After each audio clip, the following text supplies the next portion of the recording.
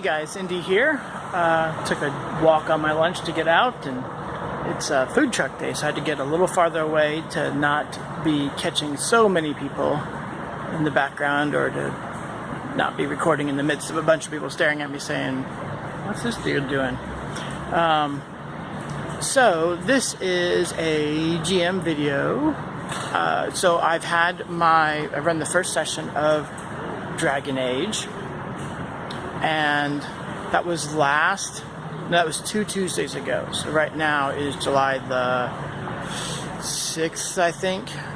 So it was the Tuesday at the end of June, and I'm just trying to make this really focused on what my impressions are, both of the system and how I'm adapting as a GM to running a different system. And that has been a little difficult. Well, it hasn't really been difficult. It's just been not as intuitive. There have been things there where it's actually been a lot easier, because I feel like I'm fitting into the flow of, and I've got my hands talking over here and can't really see it. I'm fitting in really well into the flow of letting players try to do what they want to do. With the Dragon Age system the way it is, what would be a skill in some other system would be a focus in this game, which just simply adds to your stat bonus if you have it. But if you don't have it, you can still attempt the rolls. So it's been really easy, actually, to say, we'll just make the roll. You don't have to have something. Whereas in my years of Rollmaster, it might be, and still in Rollmaster, you can attempt anything you want, but there's a significant enough penalty in Rollmaster so that if you don't have something, you really might not want to try it out. And in Dragon Age, that doesn't really seem to be the case. It's a 3d6 system, pass a target number, and you get +2 on your roll if you have the appropriate focus. That doesn't make or break it by in and of itself. So I'm adapting pretty okay to that. Combat. We are running a free module. I should link that down below. And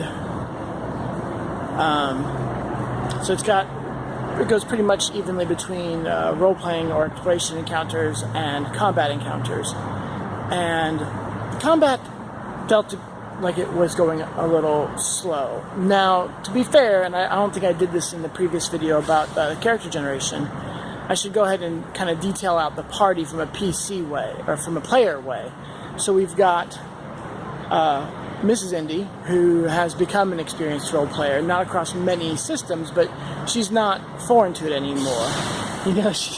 When we came back from Dragon Con and had played in 5 different RPGs, she said, "Okay, you can't call me a new role player anymore. I've done this." And then we have one other lady who was in an introduction to role-playing session I had, which was a one-shot Marvel game, TSR Marvel. And then our tenant, who is new to role-playing, and she is in a Dungeons & Dragons game right now. But that's all she's done. And then one more guy who is completely new. So I have a lot of people who, 3/4 of the party, who are not well-versed in role-playing. And the reason why I bring this up is, this could have gone either way. This could have been for our benefit, or it could have worked against us. And it might be working a little bit against us here. I think Dragon Age really kind of thrives on describing the combat. And so my players are not really necessarily digging into really getting detailed with all of their actions. They're mostly just choosing their course of action. I'm going to attack. Okay, and that's it. And they roll the dice. And I do prompt them occasionally, especially if they get a stunt, and I say, so what does that look like? Or, they finish off an enemy, and I say, how do you do that? So I prompt them to do some description, but there isn't a lot of description. Actually, there's been no description so far being offered preemptively by the players, and no one's used to the system. So as simple as the combat system is compared to Rolemaster, as far as like the number of lookups or what data you need to actually access, it's roll a D, add a number, that's the damage, subtract the damage reduction off of the enemy, there you go, apply that to their hit points. The combat seemed to take a while. It seemed to drag a little bit. Now, like I said, I think that's due to not being very flavorful in the combat. I think more experienced people with this system, or with narrative role-playing in general, or just the kind of, maybe not necessarily narrative role-playing systems as much as maybe narrative, a bit more narrative of an intent, might be used to offering and describing things more frequently, and that would make it feel a little better. I don't actually think it would get any shorter, though, because I think basically we should be trading time between figuring out what the numbers are, getting accustomed to that, and replacing that time with being descriptive, which would still be more interesting. Now, and this is where I want to go, this is the thing I want to talk about from here, is that, interestingly enough, I'm running up against, now I can't remember how we've been discussing it in the role-playing community. It's this, it's the difference between a player stating an intention and narrating a scene. And the point of contention or problem has been that when someone tries to narrate the scene rather than stating their intentions, and the GM says, well, that's going to require a die roll, some kind of skill check or whatever, and then they fail. So, what does that look like in Dragon Age? Well, the problem that I'm encountering here is that, and I hit it right away, a rogue fires a bow,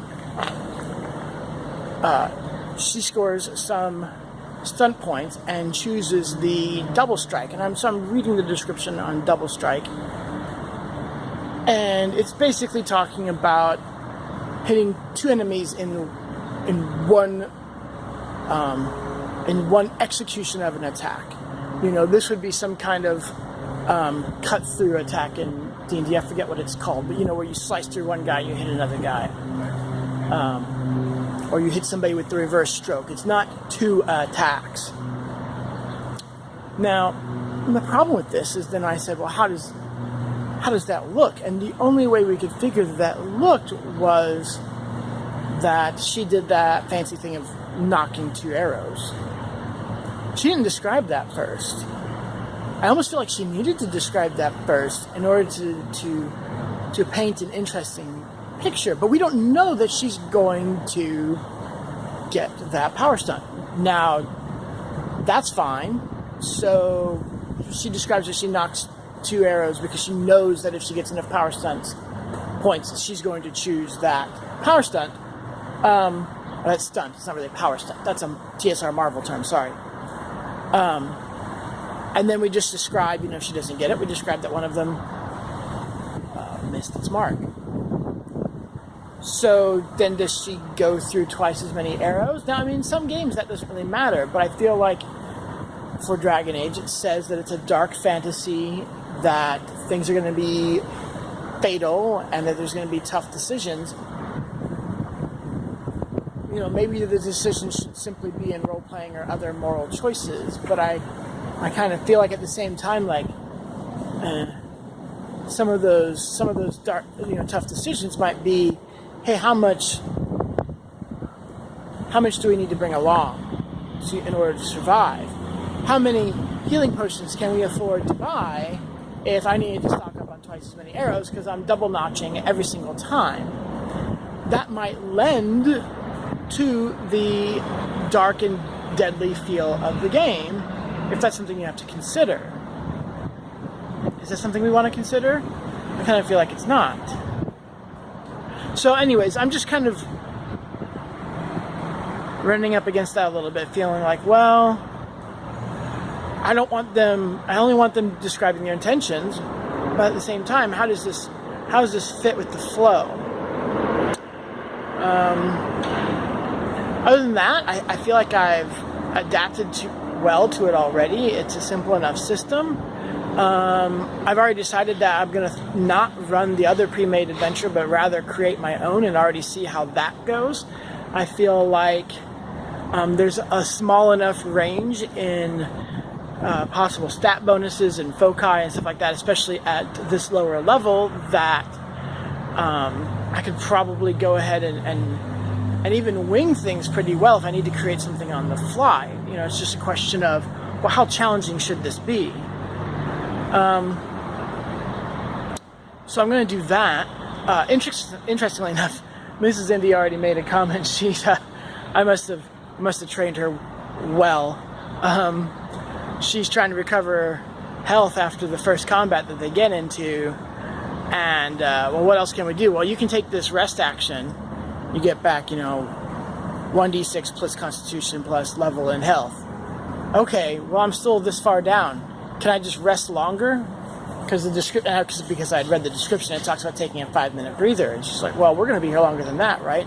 Resting at this point, I can take more than a 5-minute breather. And I said, yeah, but it also says only once per combat. And, and she knows that since this is my first time with the system, I don't want to be house ruling anything. I want to play it exactly how it is and understand how it's made and how it's balanced. And I was like, this isn't very simulationist. This isn't about spending time to recover. This is, you get into a combat, you get to heal. That. And she was just like, I don't think this is simulationist enough for me. I'm just kind of like, oh, look who I've made. Anyways,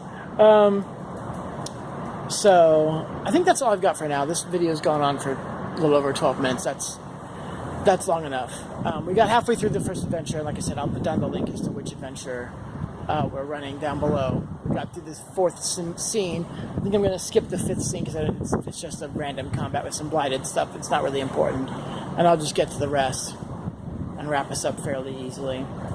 And also, the first experience leveling system that the Dragon Age book offers. It offers two, and the first one it says is do it based off the story. Whenever they finish a chapter or whatever, level them. And then they provide, hey, so here's here's an experience point amount for easy, medium, or hard encounters. So I judged 2 of them as hard and 2 of them as medium, and that gave them, I think, 1,200 experience points, if I remember right. Yeah, I think it was like 700 and 500, so that gave them like 1,200 experience points. And I think it's 2,000 to get to level 3. So, hey, that seems to be on track so far. That it looks like they'll probably level after one story, which is probably pretty appropriate for a lower level character. So we'll see how that plays out. Then our next session is this Saturday, and this is Thursday, so it's only a couple days away. So hopefully it won't take me more than a week to post how that goes.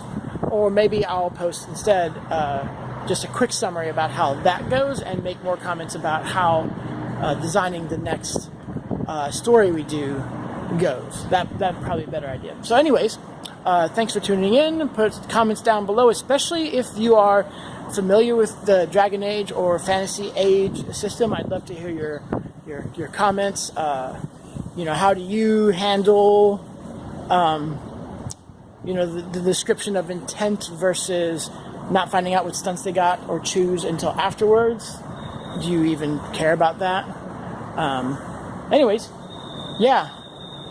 Thanks, and give me a like if you liked this video and you'd like to see more about this, or If you got advice about what to comment out, maybe I just need to make more notes, then do that. I'll talk to you guys later.